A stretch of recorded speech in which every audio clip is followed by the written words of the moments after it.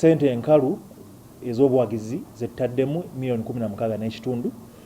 Nate tulina yinsuwa ya abanaabeera ku mikolo nga bamaze okudduka oba okwetabira mu marathon eno.